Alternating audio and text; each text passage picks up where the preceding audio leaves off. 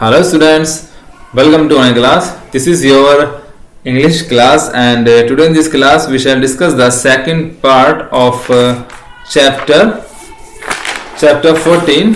The name of this chapter, The Gift of the Maggie. So बच्चों आज हम आपकी वीडियो जो है चैप्टर 14 का सेकंड पार्ट शुरू करने जा रहे हैं। इससे पहली वीडियो में हमने पढ़ा था कि किस तरह से जो इस नाटक की नायिका है डेला, वो किस तरह से जो है परेशान है क्योंकि वो बहुत गरीब है, वो अपने हस्बैंड के लिए गिफ्ट नहीं खरीद पा रही है, तो इस वजह से लेकर वो बहुत परेशान है। So now let's start the chapter. 20 seconds.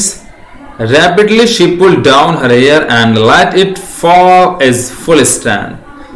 Means 20 seconds यानी 20 सेकेंड में ही उसका जो चेहरा था, उसका चेहरे का रंग उड़ चुका था। उसे कुछ विचार आ रहे थे। अब क्या विचार आ रहे थे? रैपिडली माने जल्दी से। She pull down her hair, she pull down her hair, उसने अपने जो बाल थे उन बालों को गिराया। एंड लेट इट फॉल, और उन्हें गिराया इट्स फुल लेंथ, और उन्हें पूरी जो उनकी लंबाई थी उन्हें गिरा दिया, क्योंकि उसके जो बाल थे बहुत लंबे थे। उसके बाल जो है पूरे एड़ियों तक आते थे। किस वजह से बाल लंबे थे तो पता नहीं, पर उसके जो इस नायिका है उसके बाल बहुत सुंदर थे, बहुत ही लंबे थे। उसे अपने एकदम बालों का ख्याल आया। अब वो ख्याल आती क्या सोचा उसने? Now there were two possessions of the James Dallingham Youngs in which they both took a mighty pride. One was Jim's gold watch that had been his father's and his grandfather's. The other was Della's hair.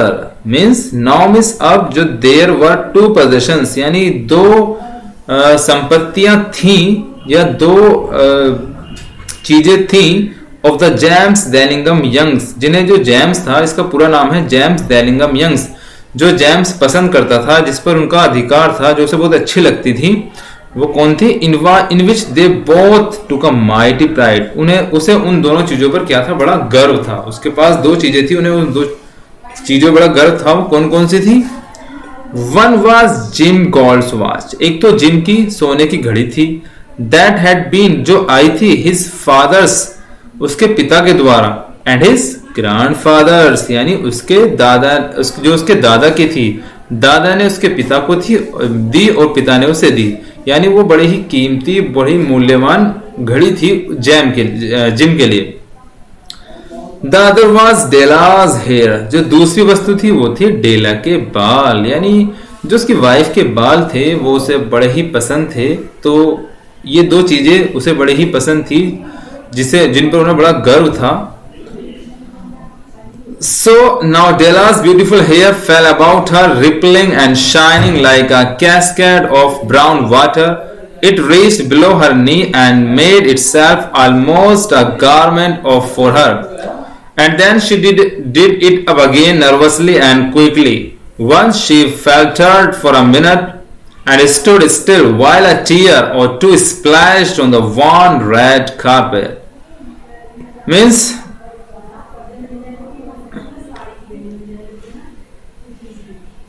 so now Della's beautiful hair, यानी इसलिए जो डेला के सुंदर बाल थे, beautiful hair, fell about her, जो गिरे हुए थे।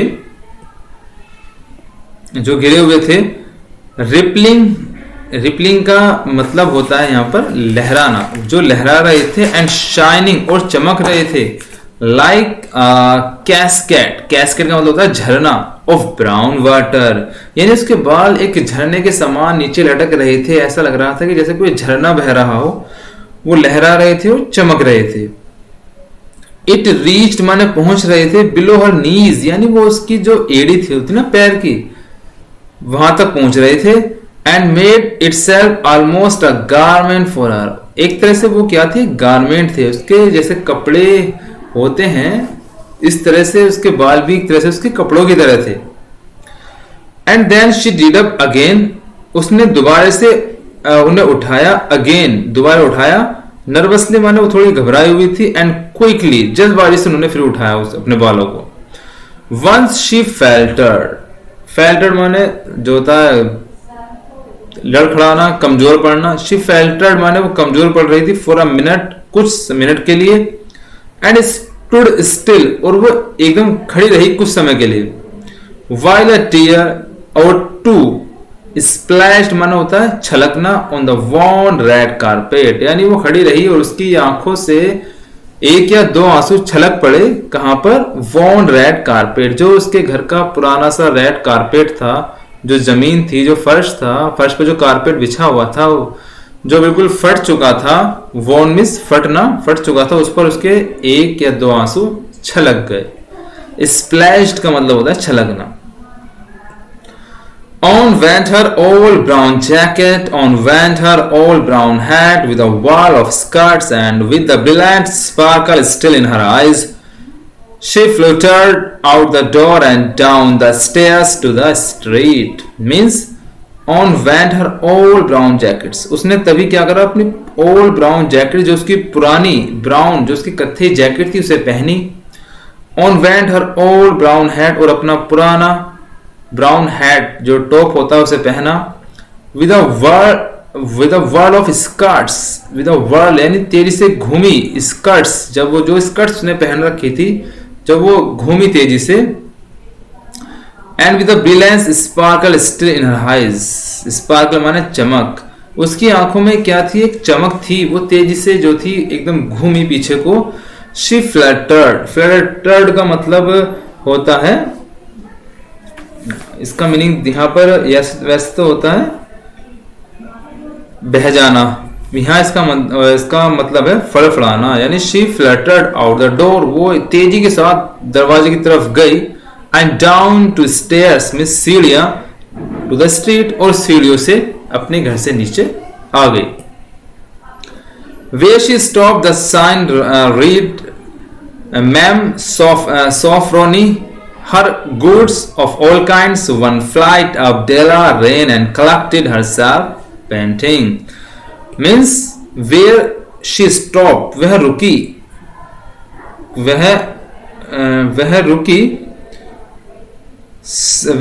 साइन रीड, सामने निशान था जिसे उसने पढ़ा, इस पर लिखा हुआ था ma'am Sofronie, hair goods of all kinds, यानी वहां पर सभी तरह के बाल जो है मिलते थे। वन फ्लाइट अप डेला, एकदम से जो डेला थी वो ऊपर चढ़ी तेजी के साथ। एंड कलेक्टेड हरसेल्फ, पेंटिंग का मतलब यहां पर है हाफना, और अपने आप को उसने संभाला और कहा will you buy my hair, ask Della. Della ने कहा कि क्या आप मेरे बाल खरीदोगे, यानी वो अपने बाल वहां पर बेचने आई थी ताकि वो अपने हस्बैंड के लिए एक गिफ्ट खरीद सके। Take your hat off, said madam, madam ने कहा टेक योर हैट ऑफ, अपना हैट उतारो। And let's have a look at your hair, और हमें अपने बाल देखने दो कि तुम्हारे बाल कैसे हैं, वो खरीदे जाएंगे नहीं खरीदे जाएंगे। $20, सैड मैडम, मैडम ने कहा कि आपको इसके $20 मिलेंगे। Lifting the mass with a practice hand, और उसने उसके बालों को क्या हुआ, जो मास में घने बाल जो थे वो उठा लिए with a practice hand. Practice hand का मतलब अपने कुशल हाथों से, यानी उसे बड़ी प्रैक्टिस थी बाल काटने की, तो उसने अपने कुशल हाथों से उसके जो बाल थे वो उठा लिए। Give it to me quick, said Della, Della ने कहा कि आप मुझे जल्दी दो पैसे, मुझे जल्दी जाना है, जल्दी दो। Oh, and the next 2 hours tripped by on rosy wings, यानी उसे जो अगले 2 घंटे थे वो ऐसे लग रही थी कि जैसे वो कहीं यात्रा पर आ गई हो। वो इतनी खुश थी, उसे ऐसा लगा जैसे कि उसे गुलाबी पंख मिल गए हों, गुलाबी पंख मिल गए हों, यानी वो उड़ना चाहती है, उसे पैसे मिल गए तो बड़ी खुश थी। सो मैं जल्दी ही विद $20 इन हर पॉकेट, उसने जल्दी से उन $20 को अपने पॉकेट में रखा। She was ransacking the stores for Jim present, ransacking का मतलब होता है उथल पुथल मचाना।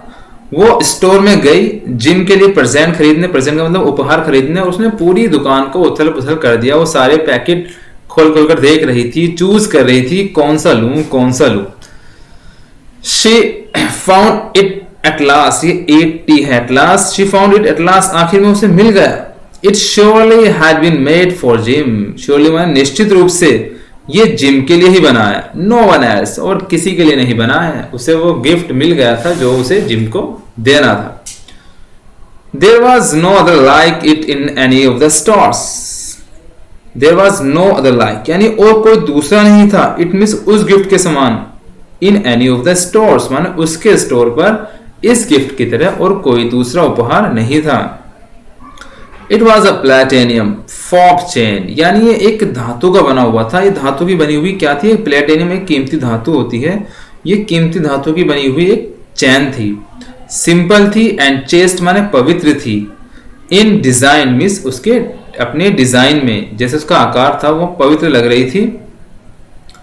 Properly proclaiming its value as all good things should do, यानी प्रॉपरली प्रोक्लेम का मतलब होता है घोषणा करना, यानी उसके बारे में कहा जा सकता था कि ये बड़ा ही वैल्यू, इसकी बहुत वैल्यू है, बहुत कीमती है, क्योंकि वो प्लेटिनियम धातु की बनी हुई थी।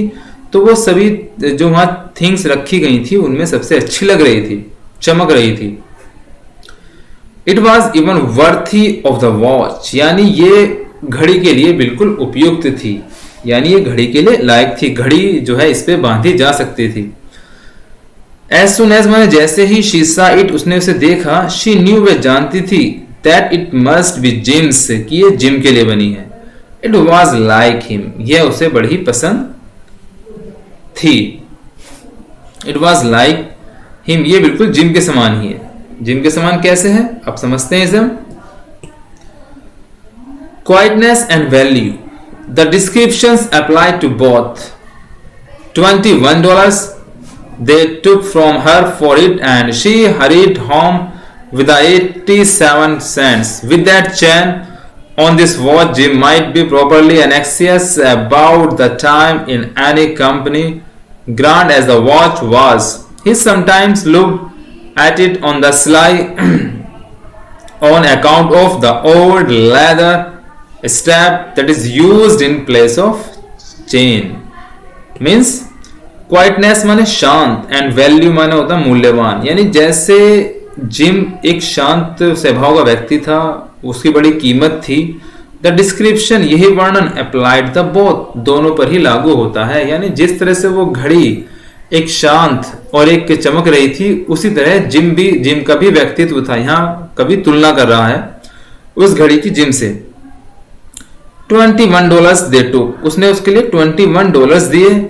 फ्रॉम हर फॉर इट, उसने जो स्टोर वाला था उसे $21 थे इसके लिए। एंड शी हरीड माने जल्दी से, होम इस घर की तरफ भागी, विद 87 सेंट्स, 87 सेंट्स यानी 87 सेंट्स के साथ। उसके पास केवल अब जो है 87 सेंट्स बचे थे, उसके साथ वो भागी।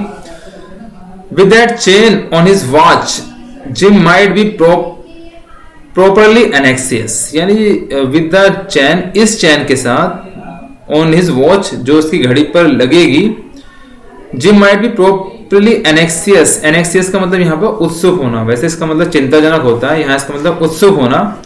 About the time in any company, यानी जब ये चैन उसकी घड़ी में लगेगी तो जो जिम है वो उत्सुक हो जाएगा द टाइम, समय देखने के लिए बार बार। इन एनी कंपनी, अगर वो कहीं भी बैठा होगा तो इस चैन की वजह से वो बार बार समय देखेगा, इतना उत्सुक हो जाएगा, ये चैन इतनी अच्छी है। Grand as the watch was, यानी एक शानदार घड़ी थी, एक शानदार जो है चैन थी जिससे उसकी घड़ी अच्छी हो जाती है, यानी वो चैन उसने उसकी घड़ी के लिए खरीदी थी।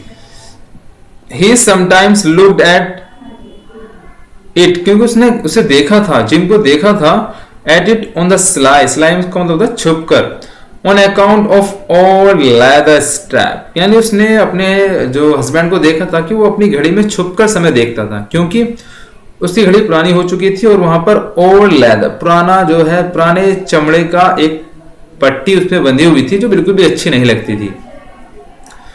That he use in place of chain, यानी जो वो घड़ी यूज करता था, इस चैन के स्थान पर जो घड़ी वो यूज कर रहा था, वो घड़ी बहुत पुरानी हो चुकी थी, उसकी जो उसका पट्टा था वो बहुत पुराना हो चुका था। When Della reached home, her intoxications gave way a little to prudence and reason. She got out her curling irons and light the gas and went to work repairing the ravages made by generosity added to love, which is always to tremendous task, dear friends. A mammoth task. Within 40 minutes, her head was covered with tiny close-lying curls that made her means when माने जब डेला reach माने पहुंची, home is घर, हर intoxication का मतलब वैसे एक तरह से जो है नशा होता है, जहर होता है, यहां इसका मतलब है खुशी का खुमार, यानी वो इतनी खुश थी, गेव अ लिटिल कि उसे रास्ते में थोड़ा बहुत जो है होश भी नहीं था। टू प्रूडेंस एंड रीजन, यानी जब वो घर पहुंची तो वो रुकी, तब उसे थोड़ा सा प्रूडेंस माने जो होता है यहाँ पर सावधानी होता है, तो उसने सावधानी से सोचा, तो उसका जो बुद्धि थी वो जो है उसमें थोड़ा दिमाग आया, उसने सोचा। She got out her curling irons, उसने जो है got out her curling irons, उसने कर्लिंग आयरन्स निकाले, यानी जिससे बालों को गोल करते हैं, प्रेस करते हैं, वो निकाले। एंड लाइट द गैस जलाया। And went to work repairing the ravages, ravages का मतलब होता है विनाश, यानी जो विनाश हो चुका था, जो उसने अपने बाल कटवाए थे वो एक विनाश की तरह ही था, और उन्हें जो है वो रिपेयरिंग का मतलब सही करने लगी। Bye generosity added to law, ये उसकी उदारता थी जो उसने अपने प्रेम के लिए किया था, क्योंकि वो अपने हस्बैंड से बहुत प्रेम करती थी, तो उसने अपने प्रेम के लिए अपने बालों को कुर्बान कर दिया। Which is always a tremendous task, जो वास्तव में हमेशा एक बड़ा विशाल कार्य था ऐसा करना। डियर फ्रेंड्स माने दोस्तों, कवि कहता है डियर फ्रेंड्स, ये बड़ा ही मेमाउथ टास्क, ये एक बड़ा ही विशाल काम था, एक बड़ा ही हिम्मत का काम था जो उसने किया था। विद इन 40 मिनट्स, यानी 40 मिनट्स तक हर हेड वाज कवर्ड, उसका जो सिर था वो कवर्ड रहा विद टिनी क्लोज लाइंग कर्ल्स, यानी छोटी जो उसने प्रेस उसने अपने बालों में लगाई हुई थी, उस प्रेस से उसका जो सिर था वो 40 मिनट तक कवर ढका रहा। दैट मेड हर, जो उसने बनाई थी। सो बच्चों, आज की वीडियो में इतना रखते हैं, इसका जो अगला पार्ट है वो अगली वीडियो में पढ़ेंगे हम। सभी बच्चे ध्यान से इस वीडियो को देखें और समझें और पढ़ें, रीडिंग जरूर लगाएं। That's all and thank you.